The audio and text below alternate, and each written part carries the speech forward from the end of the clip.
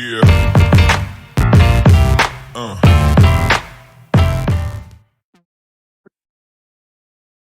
Ya, Assalamualaikum warahmatullahi wabarakatuh. Selamat siang, teman-teman. Hari ini kita akan lanjut materi genetika yang kemarin, di pertemuan kemarin, kita udah eh, bahas ya. Nah, genetika itu udah kita bahas yang Mendel. Nah, sekarang kita akan lanjutin ke penyimpangan Mendel. Kemarin sebenarnya udah ada beberapa penyimpangan yang kita pelajari, yaitu adalah dominansi itu nggak selamanya sempurna ya. Jadi kalau di sini kan dominansinya sempurna nih. Contohnya adalah ketika ada salah satu alel yang dominan menutupi alel yang resesif. Jadi alel yang dominan ini benar-benar akan membuat alel yang resesif ini tidak terekspresi gitu. Tapi ada juga dominansi yang tidak sempurna. Jadi antara dua alel itu tuh sama kuat, nggak ada yang dominan, nggak ada yang resesif. Jadi ketika mereka itu muncul di suatu genotip heterozigot, fenotipnya itu jadi intermediate. Intermediate itu artinya dia menunjukkan fenotip pertengahan antara fenotip yang ditunjukkan oleh kedua alel kalau mereka homozigot, gitu ya. Jadi kalau misalnya homozigot alel yang pertama itu merah, homozigot alel yang kedua itu putih, berarti heterozigot ketika kedua alel itu tuh ada di satu individu, maka hasilnya adalah fenotip intermediate yaitu warna pink gitu ya. Sedangkan kalau misalnya yang kodominansi, kedua-duanya itu sama kuat alelnya, sama kayak dominansi tidak sempurna tadi, tapi dia itu tuh bukan menciptakan suatu fenotip baru, tapi kedua fenotip dari alel itu dimunculkan bersama-sama. Jadi kalau heterozigotnya ini pink, kalau kodominansi heterozigotnya itu adalah merah putih. Jadi di satu individu itu ada warna merah, ada warna putih sekaligus. Kayak gitu ya. Dan ketika kita itu melihat alel majemuk, ya contohnya itu adalah di penggolongan darah ABO. Jadi penggolongan darah ABO ini kan terdiri atas alel IA, IB, sama I gitu ya. Dan ternyata IA sama IB itu lebih dominan daripada I, tapi IA sama IB itu tuh setara gitu. Jadi dia kodominansi. Makanya kita bisa dapetin penggolongan darah kalau misalnya golongan darah A itu ada dua kemungkinan genotip, yang homozigot IA-IA atau yang heterozigot IA-I. Yang golongan darah B sama ada dua kemungkinan genotip, homozigot IB-IB sama heterozigot IB-I. Kalau mau golongan darah AB, satu-satunya kemungkinan cuman IA-IB aja. Kalau golongan darah O juga cuman II aja, gitu ya. Nah, ngomong-ngomong soal penggolongan darah ABO, di sini ada soal untuk pemanasan ya. Jadi, ada 3 orang bayi, Jane, John, sama Joe. Jane itu tuh golongan darahnya B, John itu golongan darahnya O, dan Joe itu golongan darahnya AB. Nah, ternyata mereka itu tuh ketukar gitu di rumah sakit. Mereka baru dilahirkan, tapi yang pasangan yang punya anak itu tuh ternyata ada 3. Gitu. Jadi pasangan pertama, orang tuanya itu golongan darahnya kedua-duanya A, pasangan kedua, salah satu A, salah satu B, pasangan ketiga, salah satu B, salah satu O. Nah, coba kalian kerjakan dan jawab di kolom chat seperti kemarin ya. Jadi kalian kasih lihat, Jane ini kira-kira anaknya couple yang mana, John ini anaknya couple yang mana, Joe ini anaknya couple yang mana. Ingat, setiap bayi itu berarti ya anaknya satu couple aja gitu, nggak bisa lebih dari satu. Setiap couple juga punya satu anak aja, nggak bisa lebih dari satu gitu ya. Jadi yang tertera di sini adalah fenotipnya. Jadi golongan darah apa itu kan fenotipnya ya. Buat genotipnya masih ada beberapa kemungkinan kalau dia golongan darah A atau B. Kalau misalnya dia golongan darah O kan udah pasti gitu. Oke, coba sekarang dipikirkan dari genotip penggolongan darah yang tadi udah aku jelasin, kira-kira Jane, John, sama Joe ini tuh dia anaknya pasangan yang mana aja, yang mana untuk masing-masing.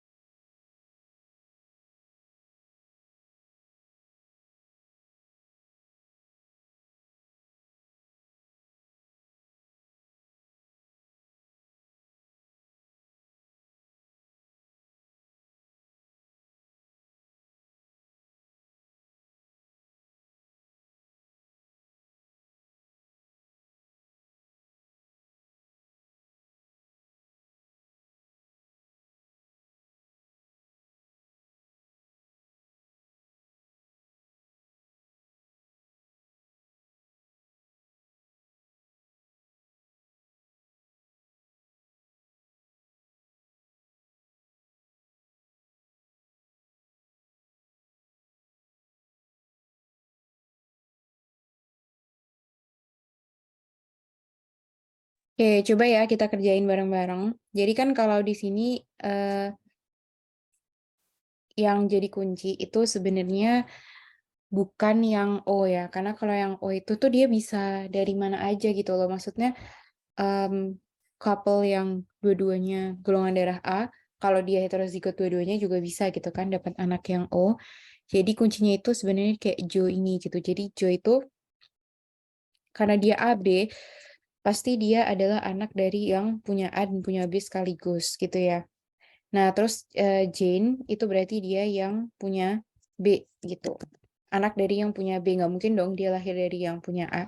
Nah, berarti benar yang John itu tuh meskipun dia O, dia itu adalah lahir dari anaknya yang couple satu ini. Kok bisa? Bisa dong. Soalnya ternyata couple satu ini tuh dia heterozigot kayak gini ya. Jadi mungkin-mungkin aja punya anak yang seperti John ini. Terus yang Joe ini ya kita nggak tahu sih orang tuanya itu heterozigot atau tidak ya, nggak bisa ditentukan. Eh, Kalau yang Jane ini dia juga kita nggak tahu juga orang tuanya itu bisa heterozigot, bisa homozigot. Yang jelas dia Jane ini dia B-nya itu heterozigot gitu.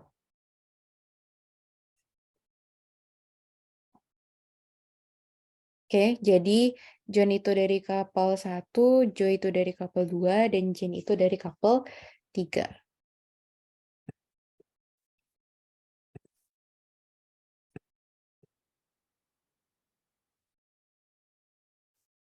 Oke, kalau udah kita akan lanjut ke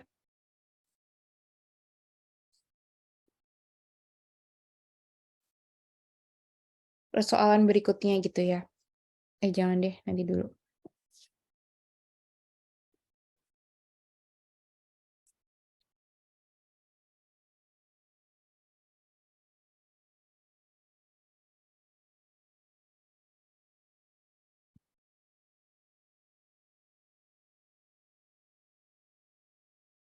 Nah, jadi di sini adalah pewarisan sifat pada manusia gitu. Jadi kalau kita mengidentifikasi pewarisan sifat pada manusia, biasanya kita itu membuat silsilah keluarga atau pedigree gitu. Jadi pedigree ini itu adalah suatu diagram yang menunjukkan hubungan antara anak sama orang tuanya lebih dari 2 generasi gitu. Biasanya dilambangkan wanita itu lingkaran, laki-laki itu kotak. Jadi nanti trait express-nya itu adalah dikasih semacam warna yang berbeda atau diarsir gitu ya. Itu menandakan bahwa orang tersebut memiliki sifat yang sedang dianalisis gitu. Biasanya memang penyakit. Ya, jadi misalnya, oh berarti Arlene, Tom, Wilma, sama Carla, berempat itu mereka adalah yang mengidap penyakit tersebut, misalnya seperti itu. Makanya di silsilah keluarga ini, dia dihitamkan atau diarsir gitu ya. Nah, kita bisa menganalisis suatu silsilah untuk menyimpulkan suatu sifat itu diturunkan dengan mode pewarisan sifat yang seperti apa gitu. Jadi ada 2 mode, yaitu adalah mode dominan sama mode resesif. Mode dominan itu bisa kelihatan di sini ya. Jadi kita bisa lihat bahwa yang memiliki di sini tuh ada 2 sifat, yaitu memiliki widow's peak. Jadi rambutnya itu kayak ada kayak gininya loh. W-nya gini, satunya ini tuh nggak ada ya. Terus habis itu ada juga karakteristik yang earlobe-nya atau daun telinganya itu tuh attach sama yang nggak attach gitu ya. Jadi ini loh yang attach daun telinganya ya. Ini kan nggak kayak gitu. Nah, kita lihat dulu yang widow's peak. Jadi widow's peak ini ternyata adalah suatu karakteristik yang diwariskan secara dominan. Karena di sini kita bisa lihat individu yang punya alel W dominan itu yang menunjukkan sifat widow's peak. Sedangkan yang nggak punya widow's peak itu tuh yang homozigot resesif aja. Gitu ya. Jadi kalau misalnya dia itu suatu sifat yang diturunkan secara dominan, maka nggak peduli genotipnya heterozigot atau homozigot dominan, ya dia akan tetap menunjukkan sifat tersebut. Tapi kalau misalnya yang daun telinganya yang dinempel sama enggak, itu ternyata adalah suatu sifat yang diturunkan secara resesif gitu. Jadi daun telinganya itu nempel itu kalau dia homozigot resesif aja. Jadi kalau ada satu aja alel dominan seperti ini, maka dia tidak akan menunjukkan sifat daun telinga nempel. Ya, daun telinganya bakal seperti ini. Gitu.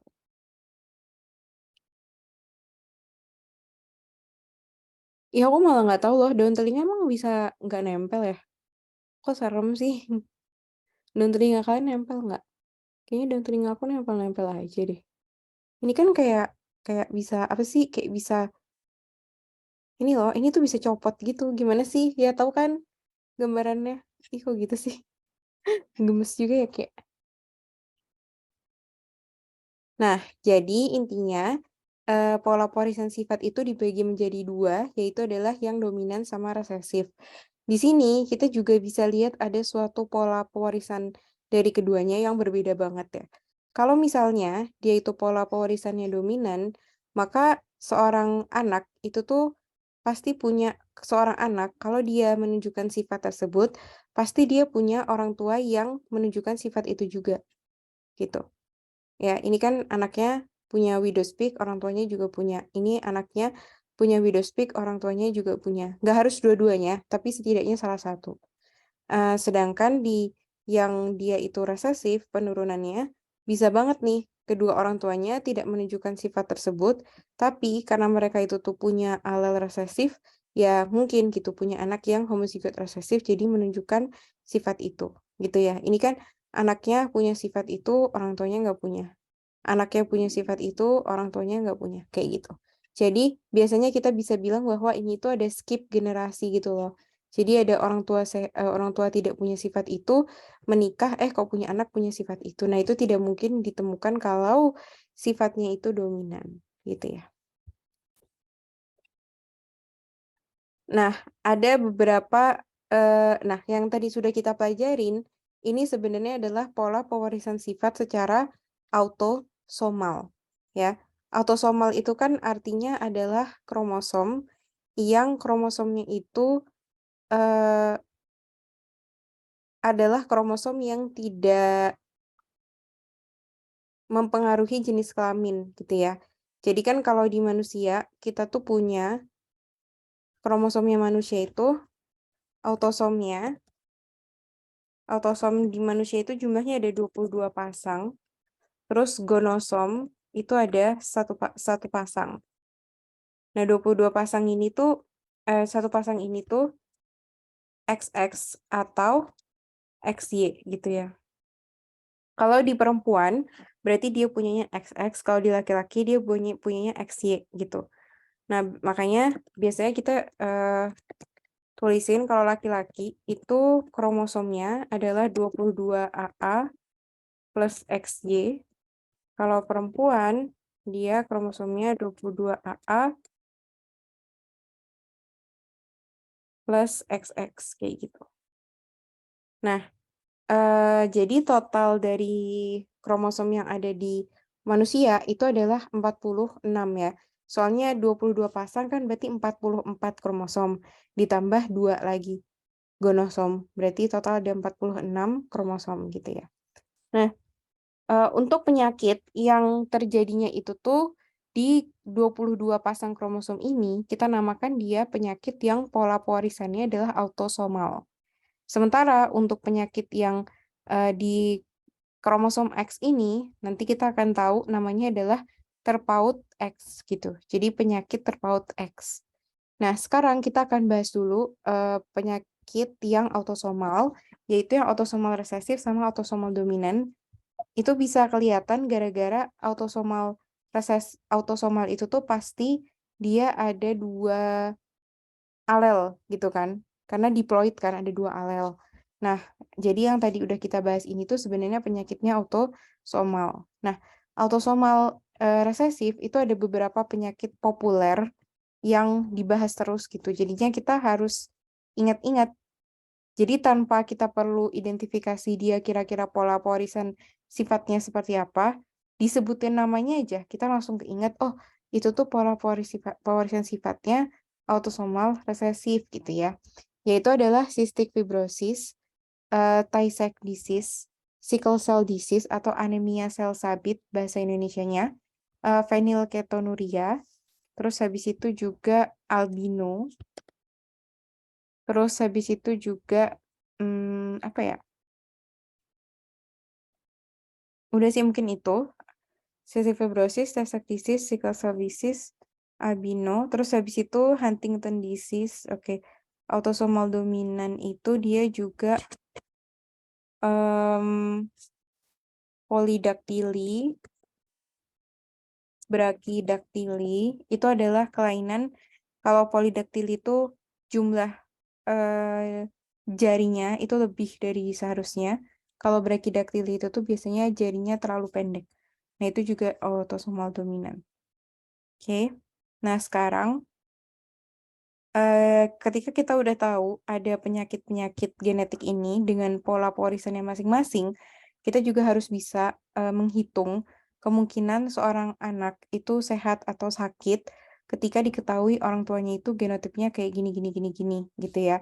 Terus nanti kita juga belajar untuk mengetahui kemungkinan anak itu sehat atau sakit dari silsilah yang udah disajikan.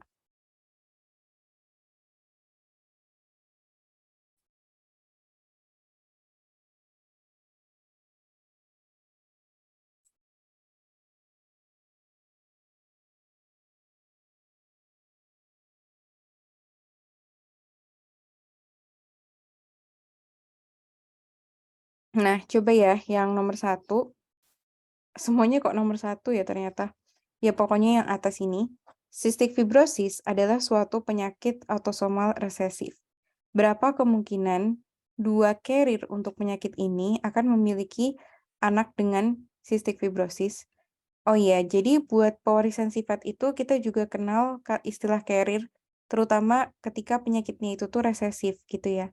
Jadi kalau misalnya penyakit resesif itu kan misalnya kayak gini ya, sehat itu berarti dia misalnya A besar A besar atau A besar A kecil. Ini kan sehat ya. Nah, kalau sakit itu ya A kecil A kecil misalnya gitu. Karena dia adalah pola pewarisan sifatnya itu resesif. Jadi dia baru kelihatan sakit atau mengidap penyakit kalau tidak ada alel dominan sama sekali gitu. Nah, tapi sebenarnya A besar A kecil ini itu adalah carrier. Carrier itu artinya secara fenotip dia itu sehat, tapi dia itu heterozigot. Jadi meskipun dia itu secara fenotip sehat, secara genotip dia itu membawa alel penyebab penyakit gitu. Jadi kalau di sini udah didefinisikan ada pernikahan antara dua orang yang carrier gitu ya. Nah, berarti itu kayak gini gitu. Nah, terus tuh ditanya kemungkinan berapa anaknya itu mengidap CF. Berarti berapa kemungkinan anaknya itu homozigot resesif seperti ini. Ya udah, kita bikin Punnett square kayak biasa aja ya. Em, ini kan buat dari,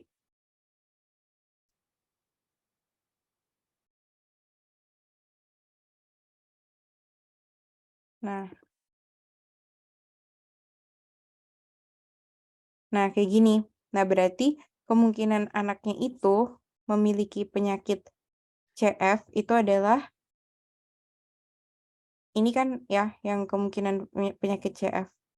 Nah, itu berarti sebenarnya adalah 1/4 atau 25% gitu.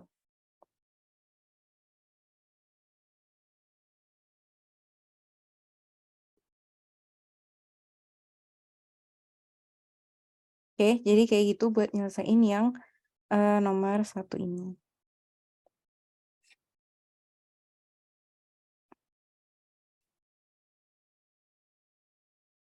Oke, jadi kemarin itu kan kita ada ngerjain beberapa soal ya, yang aku upload di Google Docs.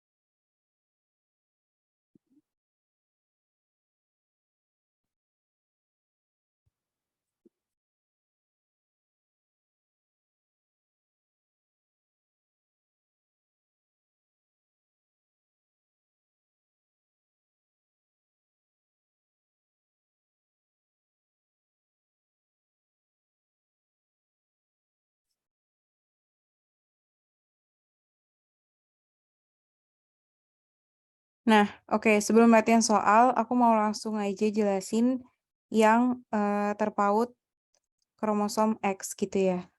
Jadi, buat warisan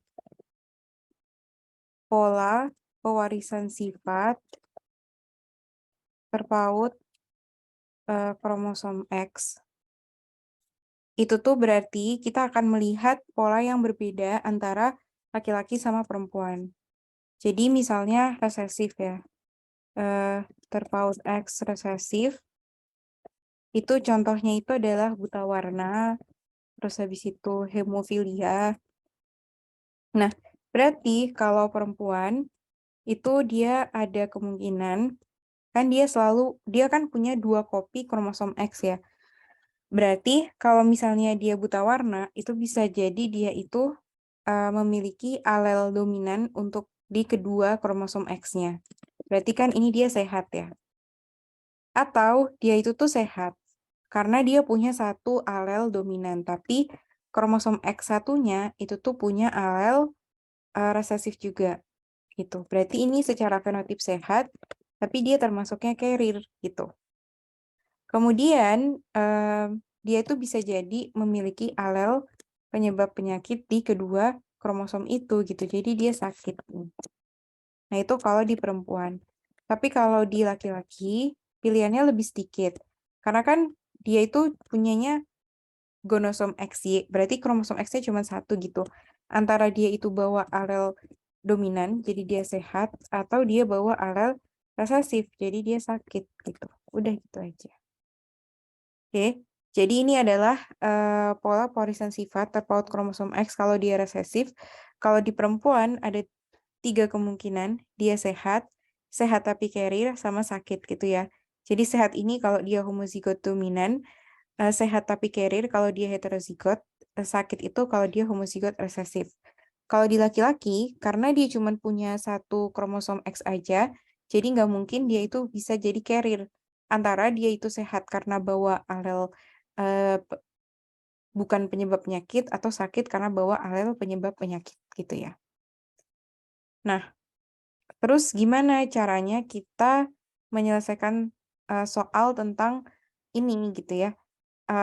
Gampang aja. Berarti kan kalau misalnya kita lihat ada ada deskripsinya gitu, misalnya perkawinan antara perempuan carrier dengan laki-laki sehat, misalnya kayak gitu. Nah, gimana tuh apa saja kemungkinan fenotip anaknya gitu. Nah, jadi kalau misalnya perempuan carrier, itu berarti kita definisikan dulu dia genotipnya kayak gimana. Berarti kan seperti ini ya. Dia perempuan carrier, terus habis itu laki-laki sehat itu udah pasti kayak gini gitu ya. Ya udah, terus kita pakai Punnett square aja gitu. Ini laki-lakinya, terus habis itu ini perempuannya. Oke, berarti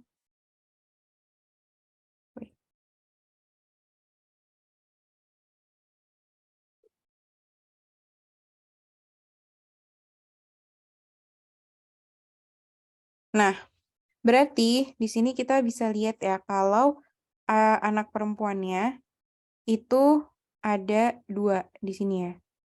Ada 2 kemungkinan gitu. Anak perempuannya ada 2 kemungkinan, yaitu dia itu tuh bisa sehat atau semuanya itu sehat.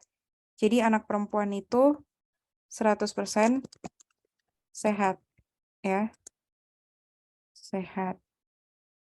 Kemudian anak laki-laki itu 50% sehat, 50% buta warna. Ya kan? Kalau kita lihat di sini dia yang sehat ya. Nah, yang buta warna itu cuman yang ini aja di sana. Wait. Nah, yang buta warna cuman yang warna pink ini aja tadi ya. Gitu. Jadi kemungkinan fenotip anaknya seperti ini.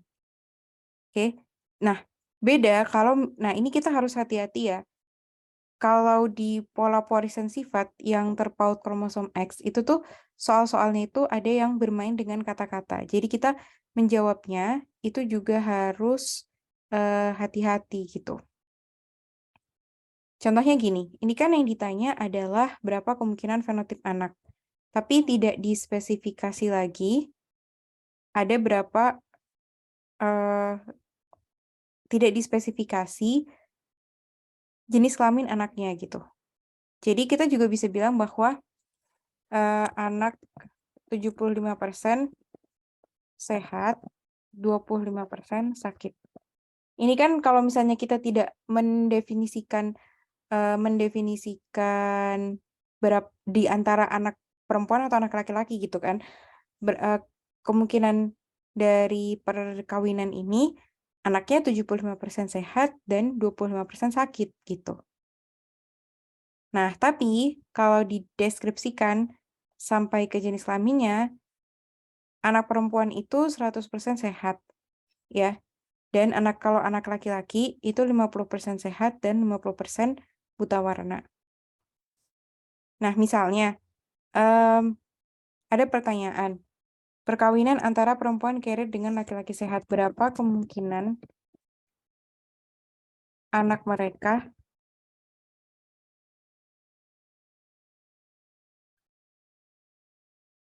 laki-laki dan sakit?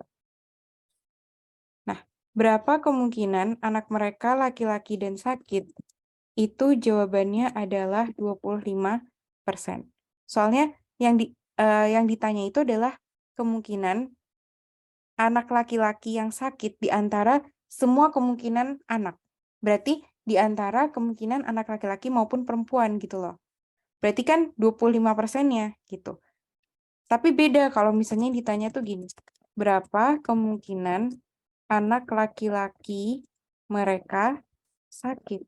Jawabannya 50%. Karena kalau pertanyaan yang kedua, yang B ini, berapa kemungkinan anak laki-laki mereka sakit? Kita tuh udah tahu mereka punya anak laki-laki. Nah, terus dari anak laki-laki itu berapa kemungkinannya dia sakit gitu. Berarti kan kita cuman consider antara sesama anak laki-laki aja. Di antara anak laki-laki kemungkinannya sakit itu 50% gitu.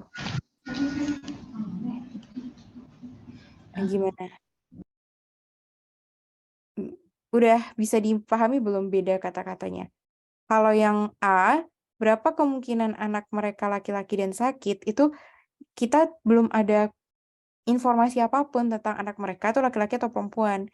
Jadi anak laki-laki yang sakit itu tuh adalah kemungkinan di antara semua anak yang mungkin dilahirkan dari pasangan ini.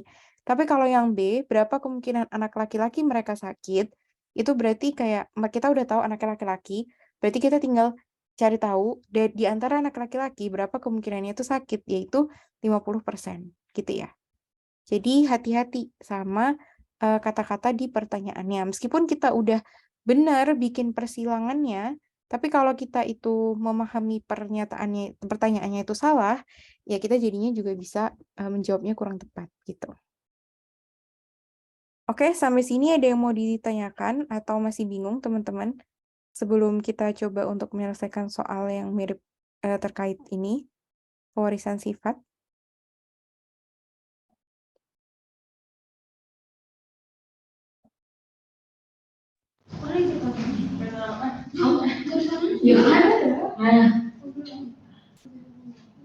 Udah paham semuanya? Oke. Paham. Kalau gitu kita coba untuk berlatih. Sebenarnya ini masih sama pakai soal yang kemarin ya. Yang kemarin aku share di... Ini aku sengaja kasih lagi aja linknya. Ini ya. Oh ya, jadi tuh kalau di kalian itu kan pasti ada tombol minta akses gitu ya untuk edit. Itu nggak usah diklik ya. Kemarin banyak banget yang ngeklik dan itu jadinya masuk ke email aku juga, yang mana email-email yang penting jadi ketumpuk. Karena kalian tuh bisa download gitu loh. Kalian tuh bisa, pokoknya kalian bisa file, terus habis itu download aja gitu, download. Nah, jadi kan bisa coret-coret di sana, nggak harus coret-coret di sini gitu, ya. Jadi awas aja kalau masih ada yang minta akses ya. Jangan ya teman-teman, cukup di-download aja kalau misalnya mau coret-coret di situ, atau sebenarnya nggak harus diapa-apain kan, kalian bisa tayangin di sini, terus habis itu dicoret-coret di buku kalian gitu untuk menyelesaikan soalnya, kayak gitu. Oke, jadi jangan sampai habis ini masih ada yang pencet akses untuk edit ya, karena tidak perlu, tidak penting. Oke, jadi silahkan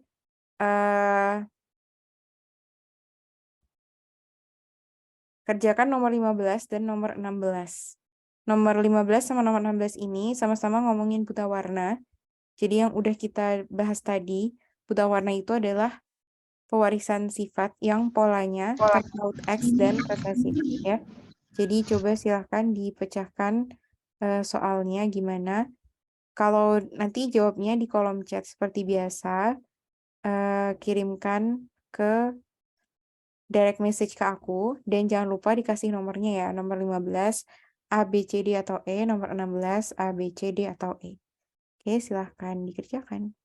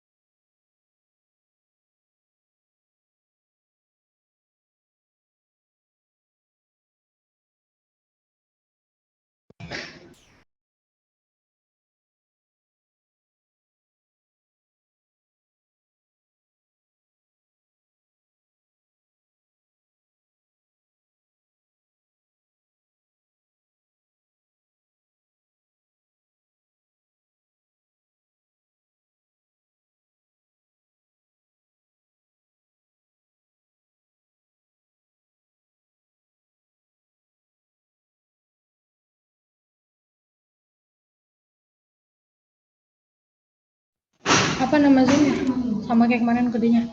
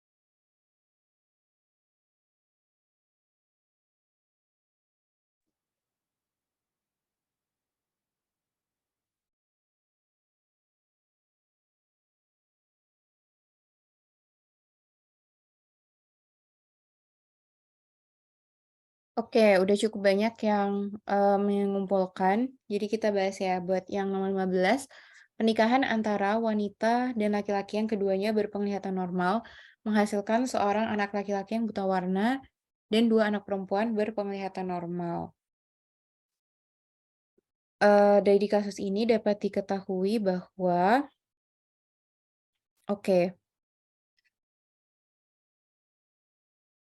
coba ya kita kerjain. Jadi keduanya kan berpenglihatan normal. Nah, kalau buat laki-laki itu tuh udah jelas kan ya, ayahnya, pokoknya si ayah ini dia normal, berarti dia pasti kayak gini gitu ya misalnya.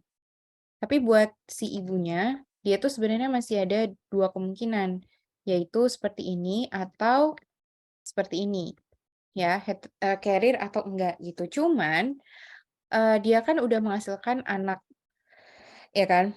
Anak laki-lakinya itu buta warna, gitu. Sorry. Dan anak perempuannya itu normal, gitu. Berarti sama anak perempuannya juga kayak gini. Nah, kuncinya itu di anak laki-laki. Dengan anak laki-laki yang buta warna seperti ini, kita tahu bahwa ibunya itu tuh adalah heterozigot. Jadi ibunya itu tuh sehat tapi carrier, bukan sehat homozigot dominan. Kok bisa? Karena anak laki-laki itu tuh mendapatkan kromosom X itu tuh pasti dari ibunya. Karena yang dia dapatkan dari ayah itu tuh bukan kromosom X, yang dia dapatkan dari ayah itu adalah kromosom Y, gitu ya. Jadi, kromosom X yang dia dapat itu pasti dari ibunya. Jadi kalau misalnya dia itu anak laki-laki itu buta warna, pasti buta warna itu tuh dapat gen buta warnanya itu dari ibunya. Alel buta warnanya itu dapat dari ibunya, gitu ya. Nah, berarti di sini kita bisa tentukan bahwa ibu adalah homozigot dominan, salah ya. Ibu adalah homozigot resesif, itu juga salah. Ibu adalah carrier, itu tuh benar. Ayah adalah carrier, nggak mungkin ada laki-laki yang carrier, ya kan? Jadi laki-laki itu cuman sehat atau tidak gitu, dan ayah adalah homozigot dominan, itu juga kurang tepat gitu. Karena kalau dibilang homozigot itu kan berarti harus ada 2 alel yang mungkin ada, tapi emang cuman 1 alel aja yang ada. Jadi kita tuh kalau misalnya dia terpaut kromosom X ya, homozigot, heterozigot itu istilah yang cuman bisa diterapkan ke ibu aja. Tapi nggak bisa kita terapkan istilah itu tuh ke ayah, berhubung ayah ini itu cuman akan menampung satu alel aja gitu, nggak bisa dua alel gitu ya. Nah, jadi jawabannya itu yang D. Yang nomor 3 aja, ibu adalah carrier. Oke.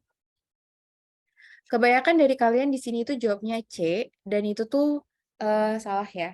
Karena ibu itu ternyata dia bukan yang homozigot dominan, dan kita juga nggak bisa bilang ayah itu homozigot meskipun kita tahu dia sehat. Ya udah kita bilangnya dia ayah punya alel dominan aja, tapi bukan homozigot dominan. Gitu, karena memang nggak memiliki dua alel. Terus yang nomor 16, berdasarkan analisis genetik, seorang gadis buta warna harus mempunyai seorang ayah yang mempunyai genotip. Nah, ayahnya itu tuh pasti punya genotip yang E ini ya, yang ini. Kenapa? Karena kayak tadi, kalau anak laki-laki itu tuh dapat kromosom Y dari ayah, berarti anak perempuan yang dia itu dapat dari ayah itu adalah X gitu. Makanya sebenarnya yang menentukan seorang anak itu jenis kelaminnya apa, itu adalah sperma yang berhasil membuahi ovum. Jadi kalau kita ingat-ingat lagi proses fertilisasi gitu ya, proses pembuahan, ovum itu kan dia itu udah pasti semuanya di dalamnya itu ada X. Tapi sperma itu baru ada opsi gitu antara spermanya bawa X juga, jadi dia nanti jadi anak perempuan, atau ovumnya tetap bawa X pasti, tapi spermanya ternyata bawa yang Y. Jadi dia jadi anak laki-laki gitu. Ya, jadi sebenarnya kalau misalnya orang tua gitu, pasangan suami istri, terus habis itu anaknya cewek semua gitu ya, nggak ada cowok-cowok, ya itu sebenarnya salah ayahnya. Maksudnya, ya itu karena sperma ayahnya tuh yang berhasil membuahi itu tuh yang X melulu gitu, bukan yang Y. Nah, jadi yang sekali lagi yang menentukan jenis kelamin dari seorang anak itu bukan dari ibunya, tapi dari ayahnya. Apakah ayahnya itu sperma yang berhasil survive dan membuahi ovum itu adalah yang X atau yang Y? Kalau yang X berarti nanti dia jadi perempuan, kalau yang Y itu dia jadi laki-laki. Jadi buat seorang gadis yang karena dia seorang gadis, pasti dia mewarisi X dari ayahnya bukan Y. Gitu. Dan karena untuk dia supaya kelihatan sakit berarti harus homozigot resesif, berarti dia tuh harus dapat kromosom X dengan alel penyebab penyakit juga dari ayahnya. Dan karena ayahnya itu cuma punya satu kromosom X aja, ya berarti genotip ayahnya udah langsung ketahuan. Ya, seperti itu. Oke, jadi jawabannya adalah 15D dan 16 itu tuh E.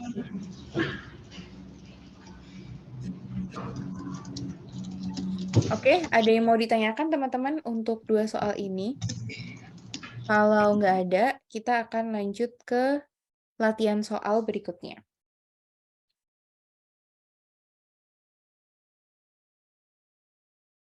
Nggak ada ya berarti?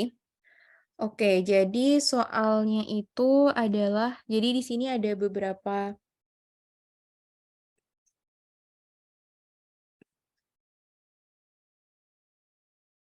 soal gitu ya yang bisa.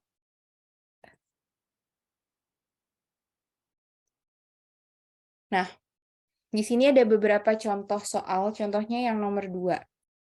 Dua orang tua normal memiliki anak pengidap albino. Apa genotip kedua orang tua itu? Berapa kemungkinan anak mereka selanjutnya akan mengidap albino? Nah, albino itu salah satu penyakit yang cukup terkenal. Jadi, tanpa didefinisikan, tanpa dideskripsikan lebih lanjut, albino ini harusnya teman-teman udah tahu dia pola pewarisan sifatnya itu seperti apa. Jadi albino ini pola pewarisan sifatnya adalah autosomal resesif, ya. Nah, sekarang coba teman-teman pikirkan, kok bisa sih orang tuanya normal, tapi anaknya itu punya penyakit albino? Nah, berarti apa tuh yang bisa kalian simpulkan dari situ? Kalau orang tuanya normal, artinya dia tidak menunjukkan penyakit, tapi anaknya menunjukkan penyakit. Nah, berarti genotip kedua orang tuanya itu apa? Gitu ya. Terus, berapa kemungkinan anak mereka selanjutnya akan mengidap albino? Nah, coba dipikirkan jawabannya.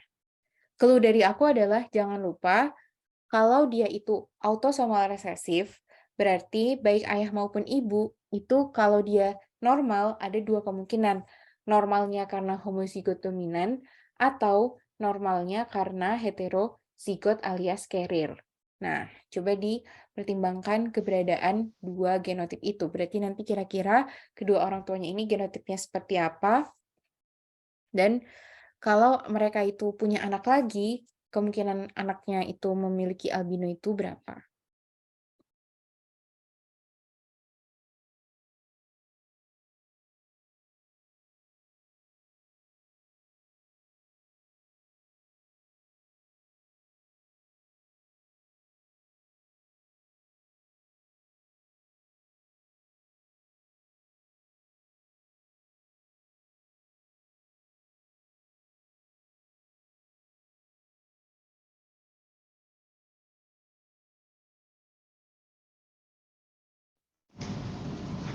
Ini mikro makro sih.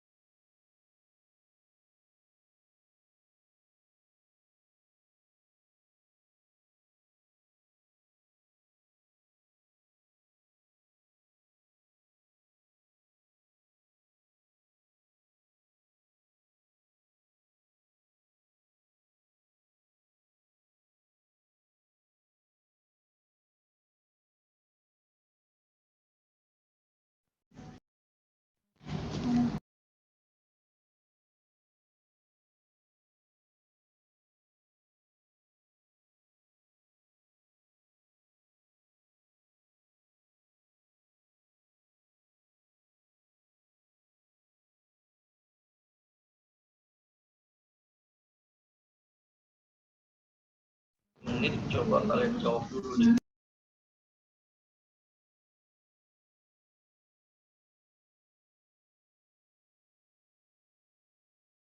Anak laki-laki kan berapa kemungkinan anaknya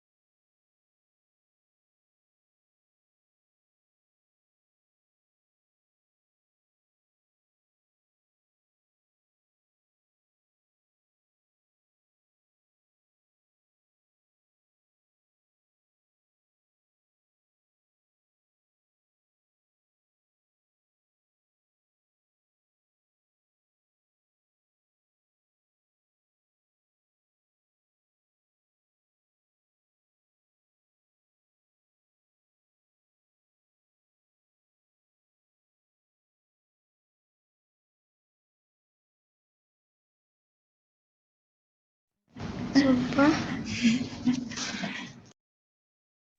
Nah, jadi sebenarnya ini udah ada yang benar ya. Jadi orang tuanya itu tuh pasti heterozigot kedua-duanya gitu. Jadi kedua-duanya itu heterozigot. Kenapa? Karena kalau misalnya dia heterozigot, maka dia itu akan punya kemungkinan untuk menghasilkan anak yang albino gitu. Maksimumkan lah. Nggak ada pasangan lain yang bisa gitu. Misalnya dia homozigot dominan semuanya, ya jelas nggak bisa ya. Tapi kalau misalnya cuma salah satunya aja yang heterozigot, juga nggak bisa gitu kan. Karena untuk dia itu sakit itu harus punya alel resesif dua-duanya gitu.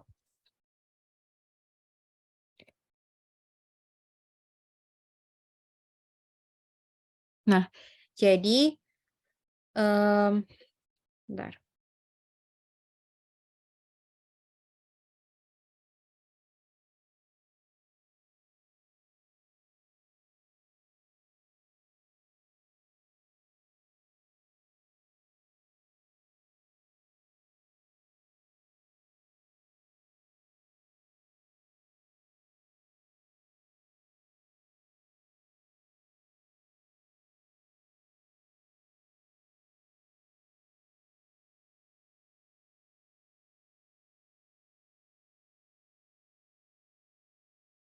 Terus kalau misalnya pertanyaan yang kedua, berapa kemungkinan anak mereka selanjutnya akan mengidap albino?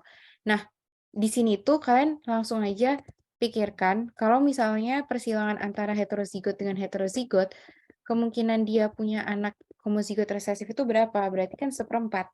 Tadi kita udah ingat kan Punnett square-nya ya gitu-gitu aja gitu. Nah, yang penting di sini itu adalah kalian harus tahu bahwa kalau misalnya ada mereka tuh bersaudara gitu ya, misalnya ada 2 bersaudara. Nah, terus orang tuanya itu hamil lagi, ibunya hamil lagi, jadi mau melahirkan anak ketiga. Nah, anak ketiga ini, dia itu apakah sakit atau tidak, genotipnya seperti apa, itu tuh nggak terpengaruh sama kakak-kakaknya. Jadi kakak-kakaknya itu mau dia sakit albino semua, ya tetap aja itu tidak meningkatkan kemungkinan adiknya itu tuh albino juga, gitu. Jadi tetap aja kemungkinan anak selanjutnya mengidap albino ya seperempat gitu. Kayak persilangan biasa aja. Kayak gitu ya. Jadi itu yang menyebabkan kita itu bisa pakai multiplication rule. Karena kelahiran adik sama kakak sama adik-adiknya lagi itu tuh termasuk kejadian yang tidak saling berpengaruh satu sama lain. Gitu. Jadi sebenarnya kelahiran anak pertama itu cuma ngasih info genotip dari orang tuanya aja. Tapi untuk kemungkinan orang tuanya itu memiliki anak yang fenotip tertentu itu tidak terpengaruh kelahiran anak sebelumnya, gitu ya.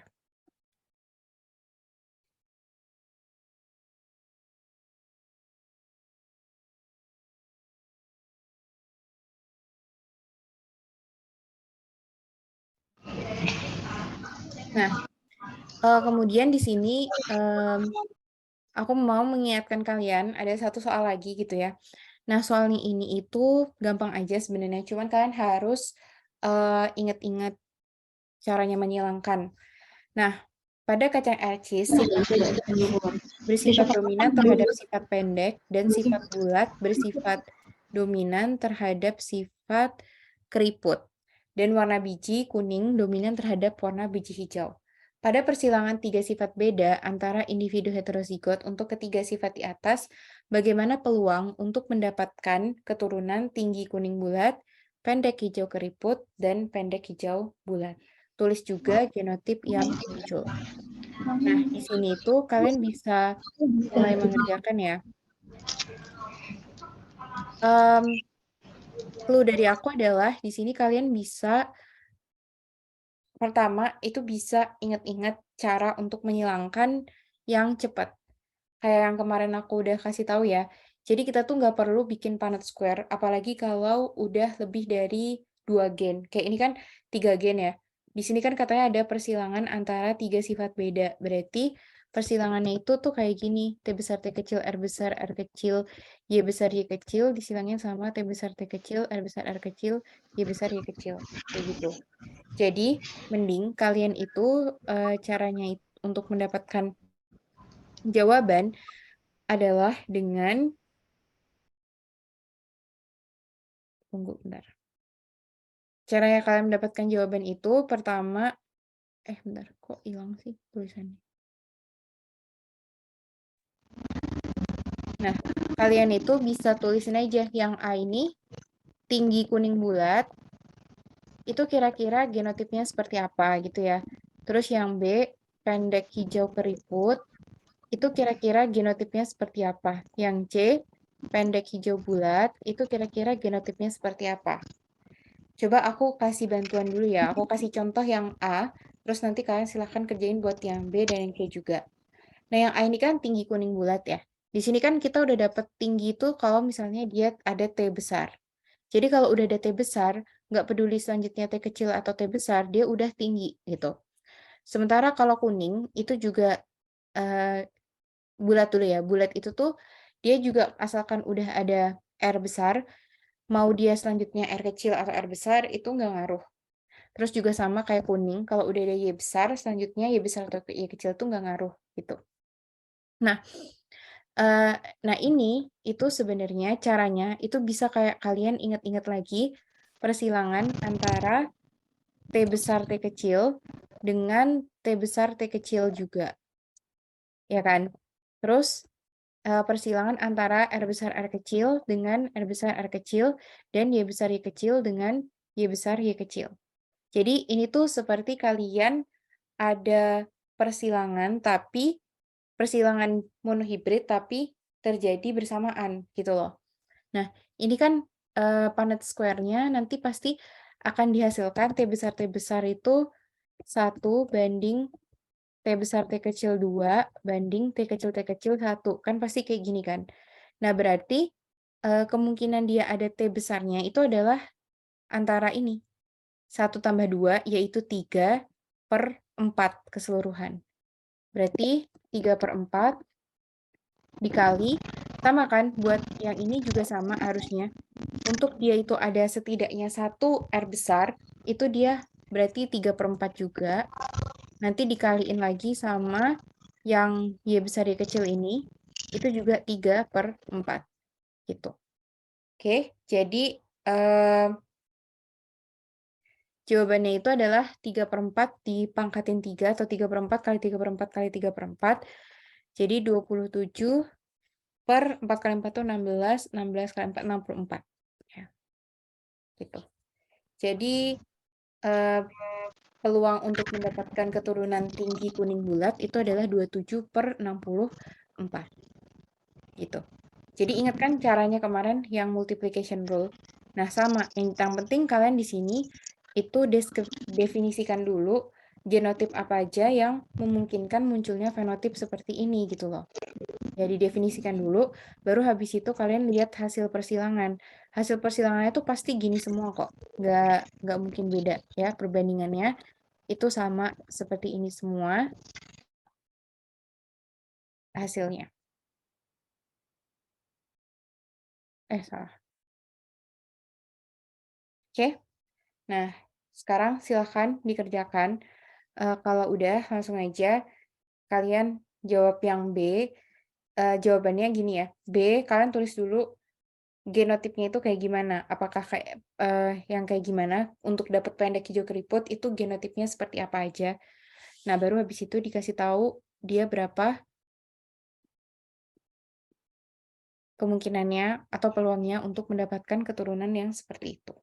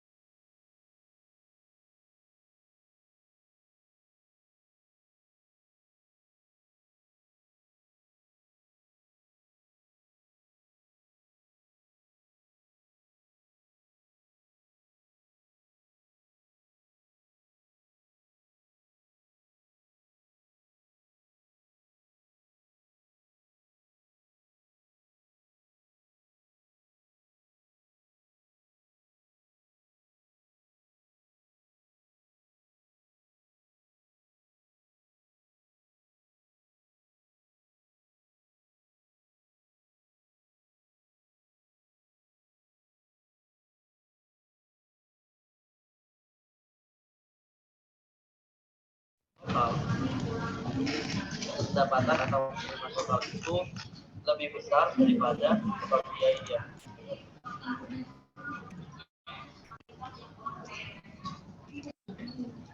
Nah, nanti laba itu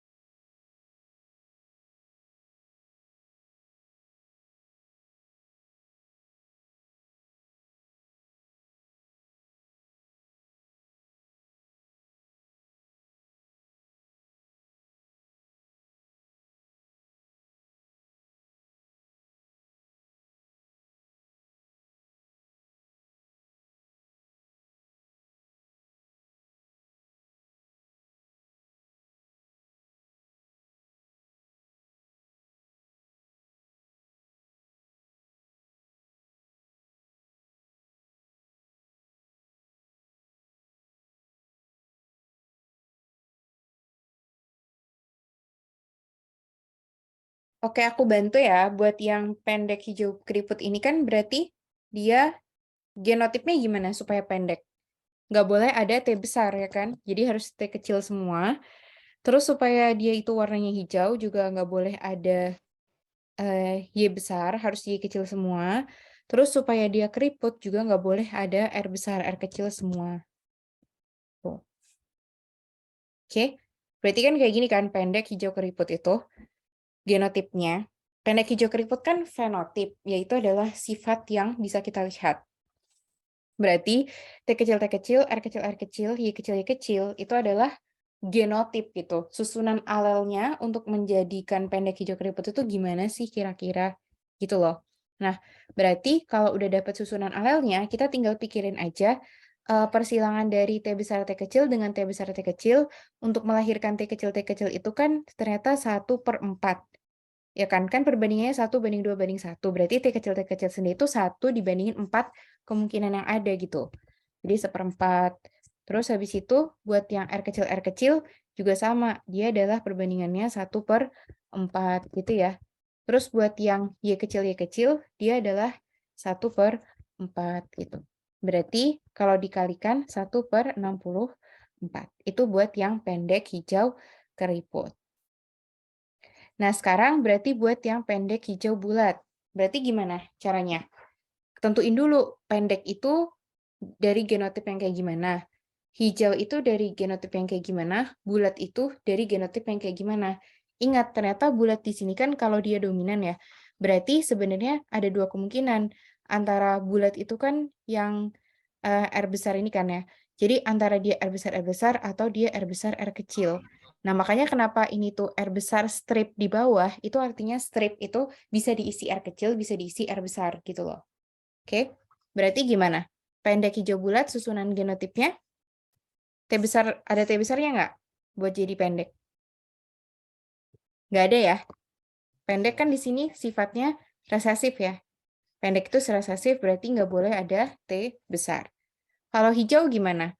Oh, hijau itu dia adalah resesif juga. Jadi, Y kecil gitu ya. Nah, tapi bulat ini yang dominan gitu. Oke. Nah, berarti untuk mendapatkan T kecil dari persilangan T besar T kecil dengan T besar dengan T kecil, itu kita harus dapetin T kecilnya 1/4 kemungkinannya. Nah, buat yang R besar ini, berarti kan antara R besar plus R besar R kecil juga kan. Jadi 1 tambah 2 itu 3.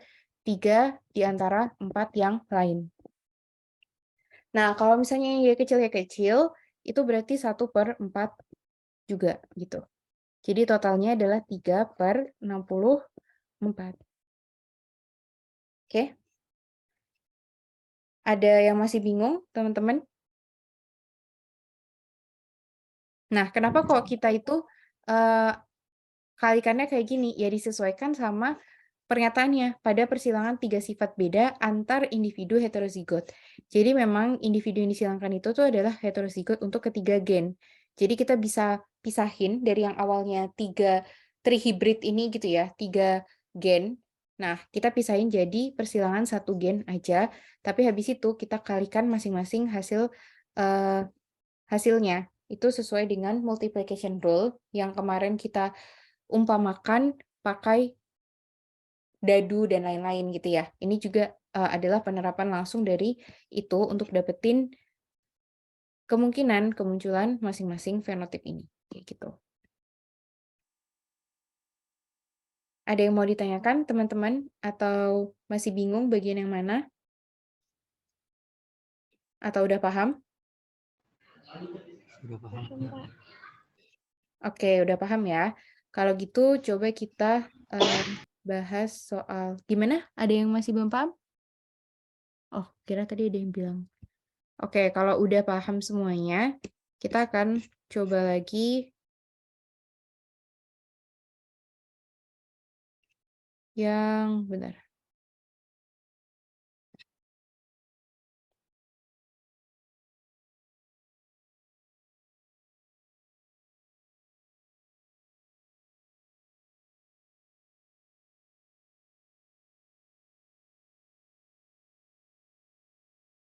Oke. Ya udah, berarti soal ini aja deh nggak apa. Pada watermelon, buah rasa pahit dominan terhadap rasa manis. Dan sifat yellow spot dominan terhadap no spot. Kedua gen ini diturunkan mengikuti hukum Mendel. Jika suatu tanaman watermelon homozigot dengan sifat buah pahit dan yellow spot disilangkan dengan tanaman melon bersifat homozigot buah manis dan no spot, kemudian F1-nya disilangkan sesamanya untuk menghasilkan keturunan F2, apa saja fenotip dan genotip dari keturunan F1-nya. Jika tanaman F1 di backcross dengan tanaman homozigot resesif untuk kedua sifat, bagaimana fenotip dan proporsi yang diharapkan pada keturunan hasil persilangan backcross tersebut? Jika tanaman F1 di backcrosskan dengan tanaman homozigot dominan untuk kedua sifat tersebut di atas, bagaimana fenotip dan proporsi keturunan yang diharapkan? Nah, ini kalian ngelakuin persilangan aja secara urut sih. Jadi kan misalnya kayak yang pernyataan yang A gitu kan. Aku bantu dulu untuk mendefinisikan menjadi persilangan. Nah, jadi kalau di genetika itu, tahapan yang penting dalam mengerjakan soal itu adalah kalian bisa mentranslasi yang dikasih tahu di soal menjadi persilangan. Karena soal itu kan bentuknya narasi ya. Sementara biar kita gampang untuk ngerjainnya, berarti kita itu bikin persilangannya gitu loh. Berarti parentalnya itu adalah homozigot buah pahit yellow spot disilangkan dengan homozigot buah manis no spot. Nah, pahit yellow spot itu kan dominan semua ya. Berarti kalau homozigot kan kayak gini, yang pahit yellow spot, terus disilangkan sama yang manis no spot. Itu berarti kayak gini. Gitu. Berarti F1-nya semuanya kayak gini kan? Pasti. Heterozigot untuk kedua gen kayak gini. Nah, kemudian berarti ini udah kejawab dong pertanyaan yang akan tanya fenotip dan genotip dari keturunan F1-nya. F1-nya itu genotipnya seperti ini 100% ya. 100% dan fenotipnya itu adalah kayak gini tuh fenotipnya adalah pahit dan yellow spot ya. Pahit yellow spot 100% gitu. Oke? Nah, kemudian buat yang pertanyaan yang B, jika tanaman F1 di backcrosskan dengan tanaman homozigot resesif untuk kedua sifat, nah berarti pernyataan yang B itu kalian coba aja definisikan. Tanaman F1 kan berarti yang B besar B kecil, S besar S kecil, gitu kan. Terus di backcrosskan, ya di backcrosskan itu berarti disilangkan dengan tanaman homozigot resesif. Berarti kayak gini. Nah, kira-kira hasilnya itu tuh fenotip dan proporsinya itu gimana? Nah, berarti gini, proporsi itu berapa persen gitu loh. Jadi kalau misalnya dia itu ada beberapa fenotip, nah berarti persentasenya itu berapa aja. Misalnya pahit yellow spot sekian persen, pahit no spot sekian persen, manis yellow spot sekian persen, manis no spot sekian persen, gitu maksudnya proporsi. Sama juga kayak yang C.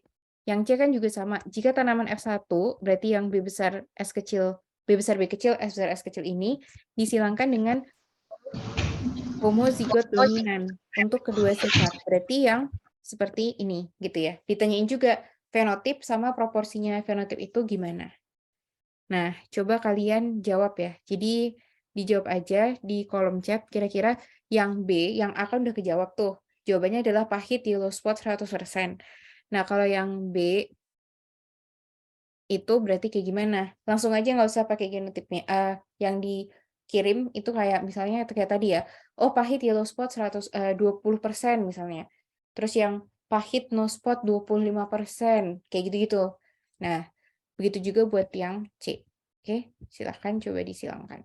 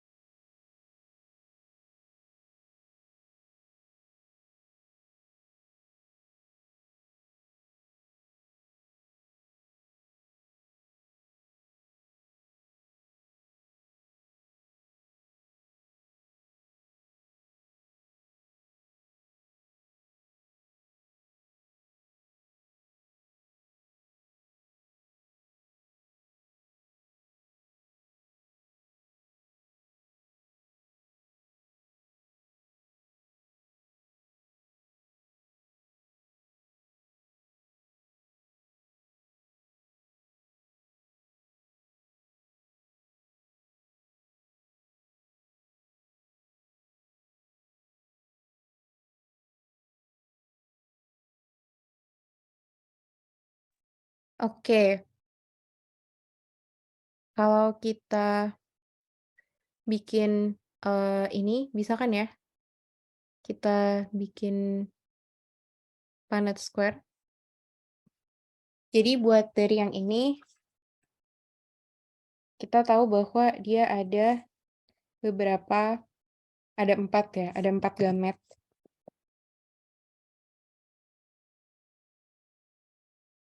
Oke, terus ini disilangin sama kayak gini. Aku nggak akan ngulangin ya caranya untuk nyari gamet gimana, karena udah kemarin. Nah, yaudah berarti tinggal aja dilihat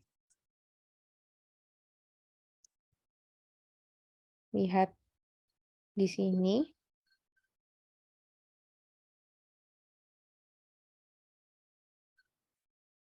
Nah, berarti kan ini persilangannya seperti ini.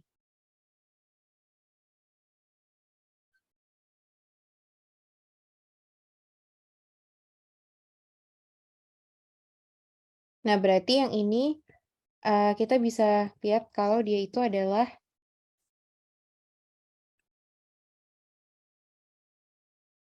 yellow, pahit yellow ya. Pahit yellow spot. Terus yang ini dia juga pahit tapi no spot.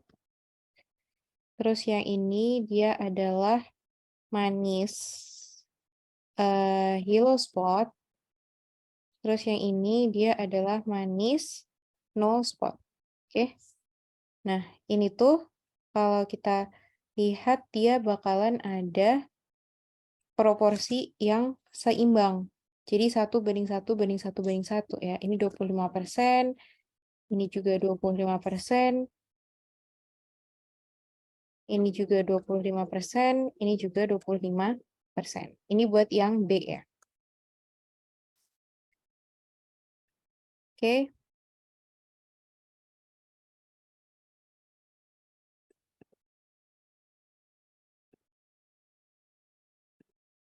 Nah, kayak gitu. Nah, buat yang C, nah buat yang C juga sama. Berarti kita harus ngumpulin gametnya, ada 4 gitu kan. Dari organisme yang heterozigot ini. Nah, buat yang homozigot dominan 1 aja. Terus kita bikin Punnett square juga. Oke. Jadi ini gini, gini, gini, gini.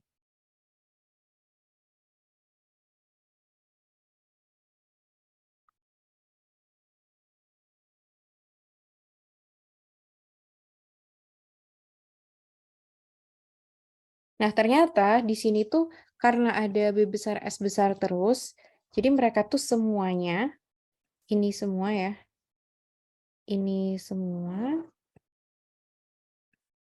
itu sama gitu. Jadi sama-sama pahit yellow spot 100% gitu. Oke?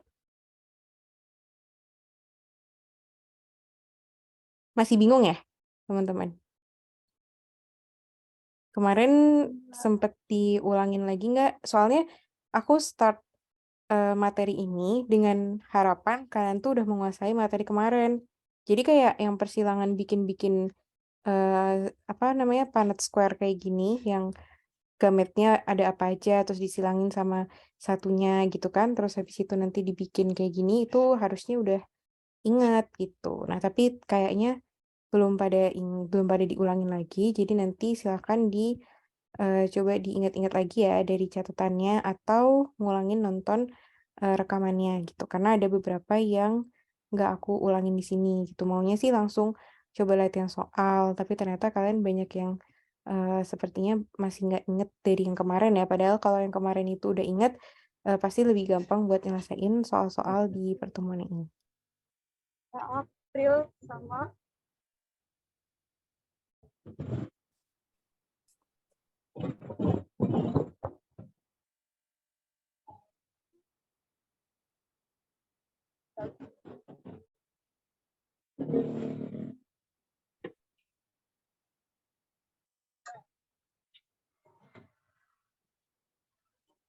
Nah, kalau gitu kita akan lanjut ngerjain soal-soal yang ada di latihan soal kemarin ya. Sekarang kita akan coba kerjain di mulai dari nomor 11. Ya, nomor 11, perhatikan persilangan berikut. Jadi kalau misalnya ada induk betina, R besar, P kecil, induk jantan, R besar, R kecil, P kecil, disilangin sama R kecil, P besar, nanti F1-nya itu adalah R besar, R kecil, P besar, P kecil. Nah, ternyata yang menentukan fenotip dari organisme ini tuh ternyata ada kayak gini gitu. Jadi kalau dia R kecil, tapi ada P besar, itu nanti dia fenotipnya biji. R besar, tapi P kecil itu rose. Kalau ada R besar dan P besar, itu jadi walnut. Kalau R kecil dan P kecil itu jadi bilah, gitu ya. Nah, jika keturunan F1, R besar, R kecil, P besar, P kecil yang walnut ini disilangkan dengan sesamanya, kemungkinan fenotip yang muncul dari persilangan tersebut adalah, nah ini termasuk yang kalian harus ingat-ingat juga ya hasil persilangan, yaitu antara R besar, R kecil, P besar, P kecil dengan R besar, R kecil, P besar, P kecil. Ini tuh udah pasti perbandingannya itu seperti ini. Ya, kemarin juga udah sempat aku bahas perbandingan itu pasti kayak gini. Ya, jadi ini memang harus dihafal. Jadi nggak perlu lagi bikin Punnett square, itu nggak perlu. Pokoknya kalian udah tahu bakalan seperti ini perbandingannya. Jadi R besar, P besar itu kan walnut ya. R besar, jadi 9 walnut, terus habis itu bijinya itu ada 3, rose-nya juga ada 3, bilahnya yang 1. Jadi yang nomor 11 ini jawabannya adalah yang A, ya. Nah, sebenarnya ini tuh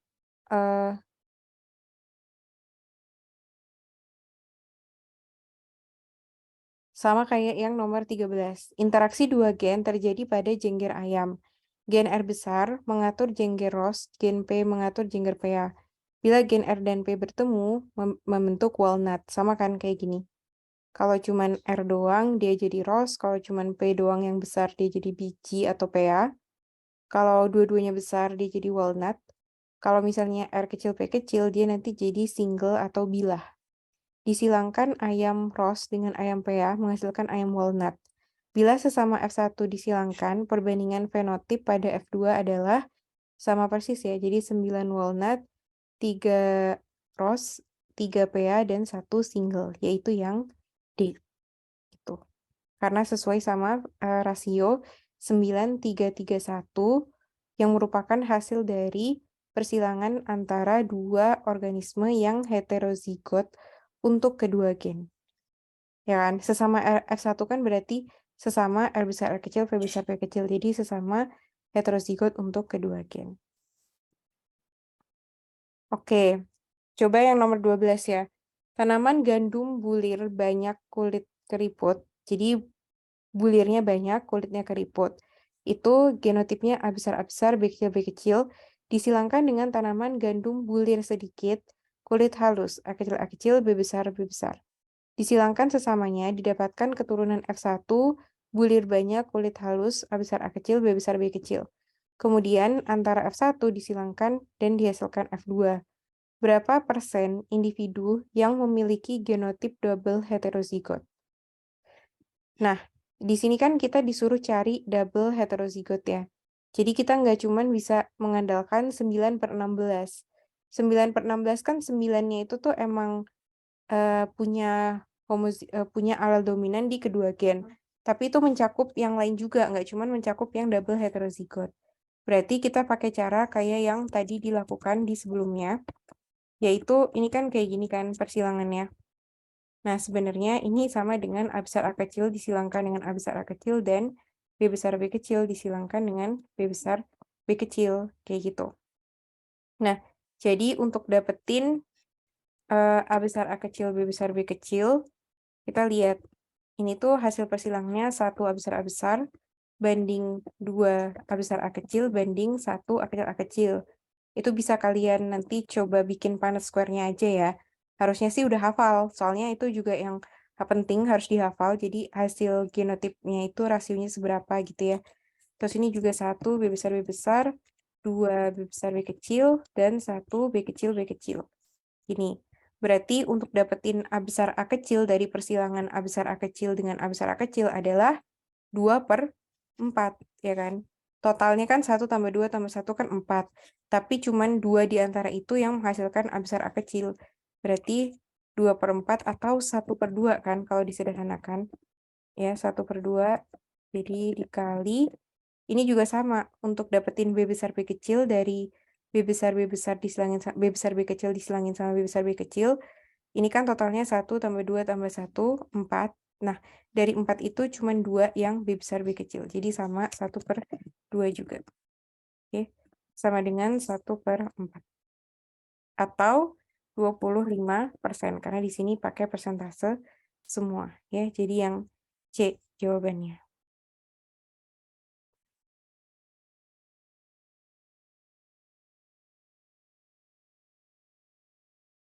Bisa dipahami caranya nyari yang nomor 12?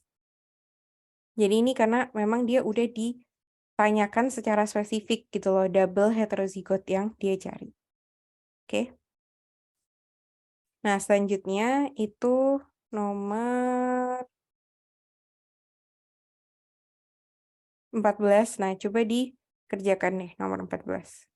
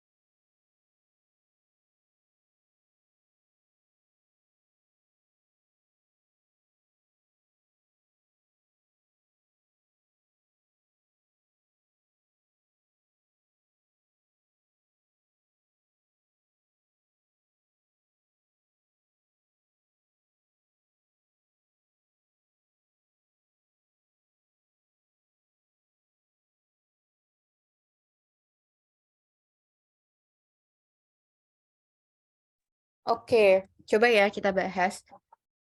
Diketahui ada 3 gen. Jadi gen yang pertama itu gen yang menentukan posisi bunga. Jadi antara aksial yang lebih dominan daripada terminal.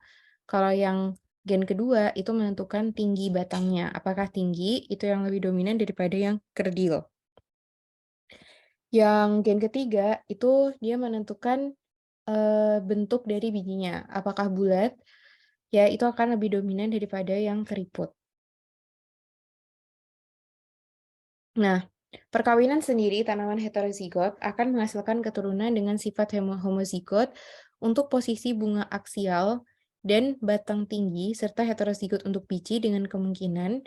Nah, berarti di sini kita bisa lihat bahwa parentalnya itu adalah heterozigot yang berkawin sendiri. Nah, kalau tanaman itu tuh bisa ya, jadi dia melakukan penyerbukan sendiri gitu loh. Tanamannya heterozigot untuk semua gen kayak gini, disilangkan dengan yang heterozigot untuk semua gen kayak gini juga, ya kan? Nah, terus dia ditanyain, anaknya itu kalau misalnya dia ada salah satunya yang homozigot untuk posisi bunga aksial, berarti kan A besar A besar ya. Dan batang tinggi berarti L besar A besar, dan heterozigot untuk bentuk biji berarti B besar B kecil. Ini tuh kemungkinannya berapa? Gitu loh. Nah, berarti sama kayak tadi ya, yang tadi-tadi juga, kita cari dulu kemungkinan A besar didapetin dari persilangan A besar A kecil dengan A besar A kecil, ya kan? Ingat, dia hasilnya adalah A besar 1 banding A besar A kecil 2 banding A kecil 1. Terus persilangan antara L besar A kecil dengan L besar A kecil akan menghasilkan L besar 1 banding L besar A kecil 2 banding L kecil A kecil 1. Terus yang terakhir B besar B kecil dengan B besar B kecil akan menghasilkan B besar 1, B besar B kecil 2, dan B kecil 1. Ingat, ini semua adalah hafalan ya. Jadi kalau heterozigot disilangin sama heterozigot, ya memang rasio genotipnya 1 banding 2 banding 1 kayak gini. Nah, berarti A besar itu kan yang 1 ini ya. 1/4 berarti. Oke, dikali L besar A besar, dapatnya juga 1/4, ya kan? Terus dikali B besar B kecil. Nah, B besar B kecil itu yang 2/4 ini ya, atau 1/2, kayak gitu. Oke, jadi 4 kali 4, 16 kali 2, 32. Jadi 1/32. Jawabannya yang B. Oke, ini siapa? Antonius, udah bener ya, jawabannya 1/32. Itu. Oke, jadi jangan bingung lagi ya kalau misalnya ada persilangan, terus habis itu kalian disuruh untuk menentukan kemungkinan kemunculan suatu genotip tertentu. Nah, berarti tinggal aja bikin dulu persilangannya, terus habis itu dipikirkan untuk dapat genotip seperti itu dari persilangan masing-masing gen, itu tuh kira-kira berapa aja kemungkinannya, terus yang terakhir dikaliin. Nah, kalau tadi soal yang sebelumnya, itu ada 2 step malah, karena yang ditanya itu adalah fenotipnya. Jadi kita harus mikir dulu, untuk dapat fenotip kayak gitu, genotipnya harus seperti apa. Sebenarnya ini sama sih, kan di sini yang dikasih tahu fenotipnya kan ya. Dia itu bunganya aksial, batangnya itu tinggi. Cuman memang di sini dijelasin genotipnya sekalian. Kalau aksialnya itu homozigot, tingginya juga homozigot. Kalau cuman nggak ada nih ya, untuk posisi bunga aksial, batang tinggi, sama biji dominan, misalnya gitu. Bentar. Misalnya pertanyaannya tuh kayak cuman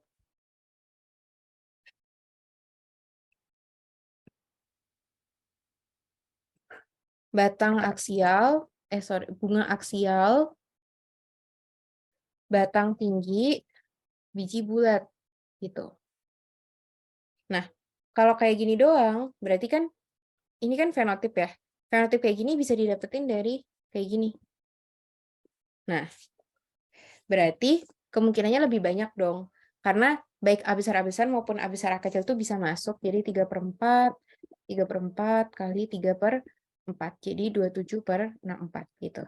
Tapi di antara yang bunga aksial batang tinggi biji bulat, yang bunga aksial dan batang tinggi homozigot, serta biji bulatnya heterozigot itu cuman yang ini doang, 1/32 sebenarnya. Gitu. Oke? Nah, sekarang udah jam 3, jadi terima kasih teman-teman yang sudah bergabung.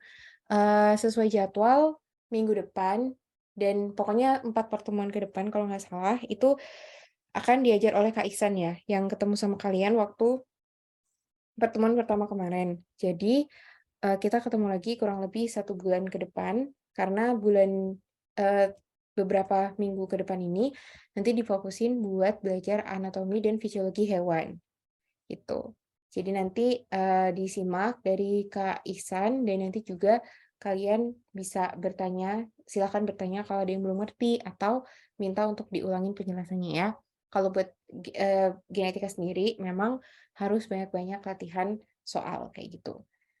Kalau dilihat dari kemampuan kalian, mungkin sebelum nyoba soal-soal genetika di Olimpiade, bisa cek di buku kelas 12. Di situ ada banyak, kalau nggak salah genetikanya masuk di kelas 12, jadi kalian bisa coba selesaiin soal-soal tingkat SMA dulu. Kalau misalnya udah lumayan menguasai, baru nanti bisa ke soal-soal yang di OSK, kayak gitu. Oke, terima kasih semuanya. Wassalamualaikum warahmatullahi wabarakatuh.